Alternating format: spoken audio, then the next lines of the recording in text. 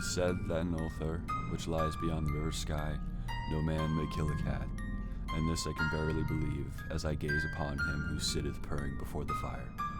For the cat is cryptic, and close to strange things which men cannot see. He is the soul of antique Egyptus, and bearer of tales from forgotten cities of Meroe and Ophir. He is the kin of the jungle lords, and heir to the secrets of hoary and sinister Africa. The Sphinx is his cousin, and he speaks her language, but he is more ancient than the Sphinx, and remembers that which she hath forgotten. In Ulthar, before ever the burgesses forbade the killing of cats, there dwelt an old cotter and his wife who delighted to trap and slay the cats of their neighbors. Why they did this I knew not, save that many hate the voice of the cat in the night, and take it ill that cats should run stealthily about yards and gardens at twilight. But whatever the reason, this old man and woman took pleasure in trapping and slaying every cat which came near their hovel. And from some of the sounds heard after dark, many villagers fancied that the manner of slaying was exceedingly peculiar.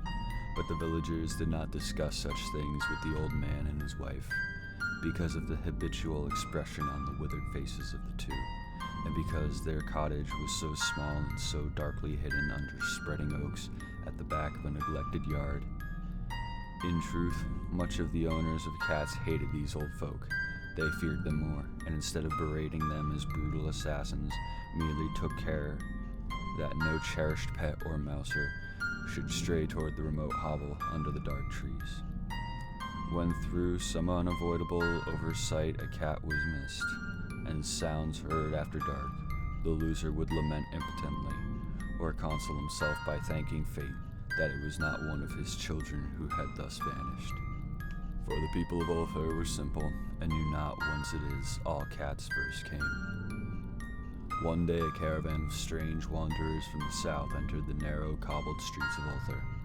Dark wanderers they were, and unlike the other roving folk who passed through the village twice every year, in the marketplace they told fortunes for silver, and bought gay beads from the merchants. What was the land of these wanderers none could tell, but it was seen that they were given to strange prayers, and that they had painted on the sides of their wagons strange figures with human bodies and the heads of cats, hawks, rams, and lions.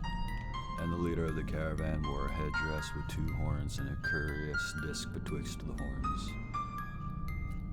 There was in this singular caravan a little boy with no father or mother, but only a tiny black kitten to cherish.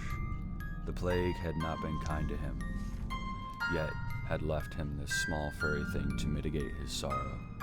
And when one is very young, one can find great relief in the lively antics of a black kitten. So the boy, whom the dark people called Means, smiled more often than he wept, as he sat playing with his graceful kitten on the steps of an oddly painted wagon. On the third morning of the wanderer's stay in Ulthar, Mains could not find his kitten, and as he sobbed aloud in the marketplace, certain villagers told him of the old man and his wife, and of sounds heard in the night. And when he heard these things, his sobbing gave place to meditation, and finally to prayer. He stretched out his arms toward the sun and prayed in a tongue no villager could understand, though indeed the villagers did not try very hard to understand, since their attention was mostly taken up by the sky and the odd shapes the clouds were assuming. It was very peculiar, but as the little boy uttered his petition, there seemed to form overhead the shadowy, nebulous figure of exotic things, of hybrid creatures crowned with horror-flanked discs. Nature is full of such illusions to impress the imaginative.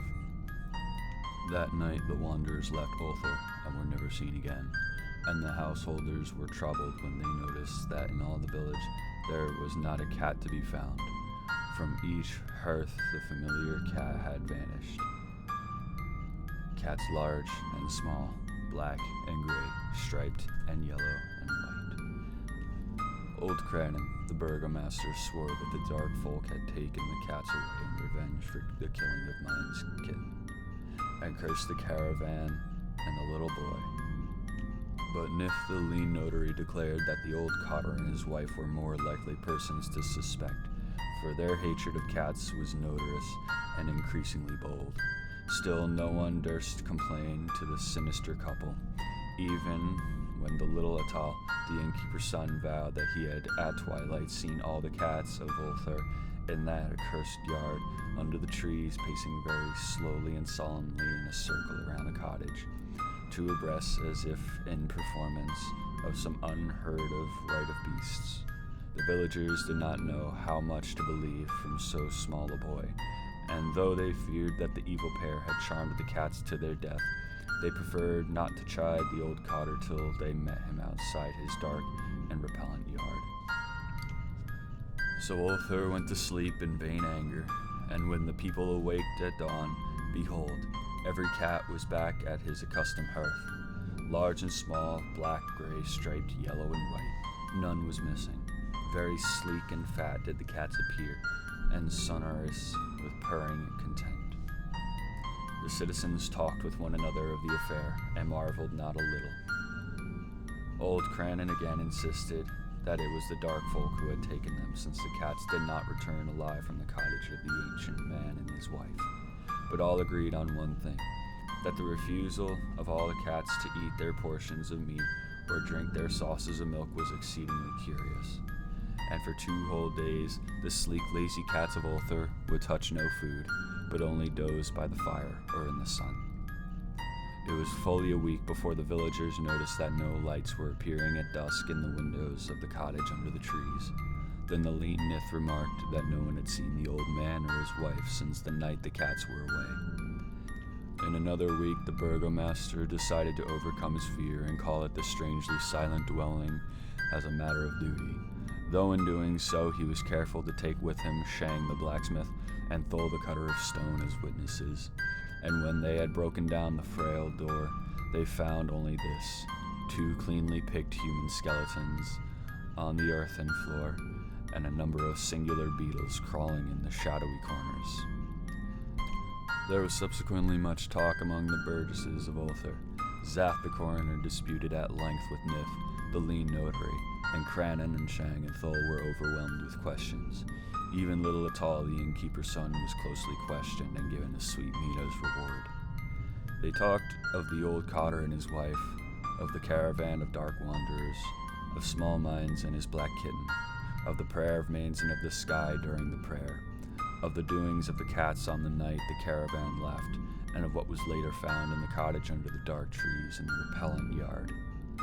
And in the end, the burgesses passed that remarkable law, which is told of by traders in Hathig and discussed by travelers in near, namely, that in Ulthar no man may kill a cat.